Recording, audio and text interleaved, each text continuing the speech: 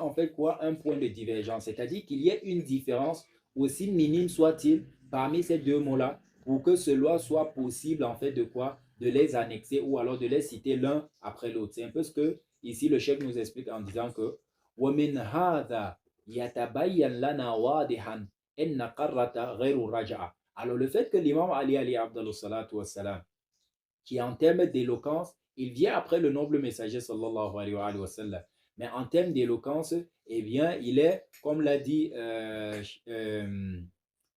Sayyid Rabi, il est en fait quoi? Il est en fait, on va dire, le prince de l'éloquence. Bien évidemment, le noble messager n'est pas compris dans cela. Donc, le fait qu'il ait utilisé karra et ensuite il a utilisé raj'a, ça veut tout simplement dire que la karra n'est absolument pas quoi? La raj'a. Wa illa lama sahha an yajma'a amir al-mu'minin wa sayyid al-bulagha wal mutakallimin bayna al-karra wa raj'a wa ma'naha wahid لأنه كان بالإمكان الاستغناء بأحد اللفظين عن الآخر لو كان لهما نفس المعنى كما إن واو العطف تدل على اثنينية والمغايرة فإنه لا يصح عطف الشيء على نفسه. Alors comme je l'ai dit tantôt, eh bien en arabe, on ne peut pas prendre deux mots qui veulent dire exactement la même chose et on va en fait annexer l'autre mot à l'autre mot. C'est un peu comme si vous annexez en fait quelque chose à, j'ai envie de dire, à elle-même. Et en arabe, cela n'est pas quoi? Ce n'est pas en fait permis. Donc, si on doit en fait annexer un mot à un autre mot,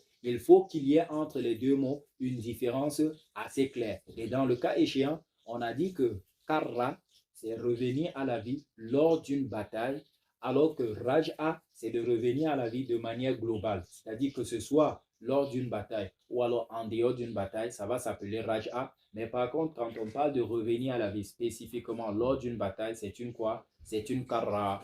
وَهَذَا لَا يُخْفَى على علي علي أفضل الصلاة والسلام وادئ علم النحو وخير من نطق بالضاء.